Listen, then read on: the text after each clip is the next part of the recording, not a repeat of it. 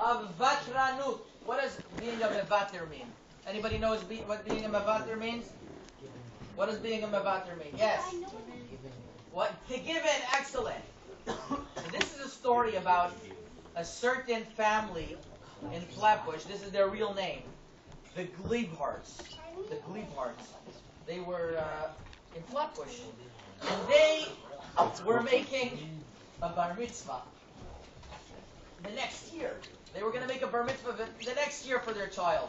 And they weren't sure whether to do it in camp, they do it at Camp Aguda over there, or whether they should do it in their own shul, by Rav Scherer's shul in Flatbush. So they decided that they're going to, because they want their grandfather to attend, and it would be hard for him all the way in camp, and they wouldn't be able to find proper housing. So they called up the Rav of the shul a year before the bar mitzvah. Look how early they planned. A year before the bar mitzvah. And they asked the Rav, could you reserve it for the first week, the first opportunity when the kids come back to camp, which happened to be a week before Rosh Hashanah. So they reserved that day. Meanwhile, a couple months later, the Braun family was also making a simcha, and it turned out also the same week. So they called up the Rav, he called up the Gabbai, and it's first come, first served policy. And the Gabbai said, oh, that week's already taken. What, so early? Yeah, these people called us 3 months in advance, before you, a whole year in advance, and they got the shul. So the Browns didn't know what to do. They said they want to make bar mitzvah that week. Everybody was taken. So they said, you know what? We're going to call them. So they called them up and they said, is it possible that we could make 2 bar mitzvahs at the same time? He wasn't so comfortable with it. He started thinking about it. He goes home because there's going to be, the parsha, they're going to have to split. He already prepared a lot of the parsha. These people were really early. And you hear that, Shlomo? You hear that, Shlomo? Yeah. And then, and then the aliyot. Who's going to get the aliyot? Who's going to be the bal tefillah and all the? It's too complicated. He told the guy, really, it's too complicated. It's too difficult, Mr. Braun. It's not going to happen. Mr. Braun said, I understand you totally, but maybe we could go to the rabbi and we could try to work something out. So he said, okay, I'll get back to you. So him and his wife sat down and they said, you know what?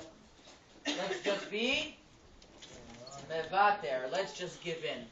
And let's just give them that whole Shabbat. And we'll do it in camp. What's going to be? Where are we going to put the people? And how's the grandfather going to come? We really don't know. But we'll work it out. So the Gleipart family calls up the Braun family and says, it's yours. It's yours. Baruch Hashem. A very, very beautiful thing. The story doesn't end there, as you could have guessed. Then, a couple of weeks later, the Gleiparts family, which the original people who were mevater, they had their son fly in. His son's name was Eli, and he flew in from Eretz Yisrael, ready to go to Lakewood. And before Shidduchim, that's usually the process. After Yeshiva, they would go to Lakewood, and then they would go, and they're marriageable age already. But instead of going to Lakewood, after 3 weeks, he gets engaged. It's a very big simcha. So at the engagement, so the Gleipart family says, how did this? Where did you find out about our child? So the Mechutanim. Which the Mechutanim says the people whose daughter got engaged to the Gleipart's family, they said, well, you know what? I called my only cousin in your shul. His name is the Braun family, and they told me what amazing people you are, and how you were mevater, and how you gave in. I had to do it. So you see that? It pays off. But it didn't end there. No. It didn't end there. Not only that, c'est pas fini. Then,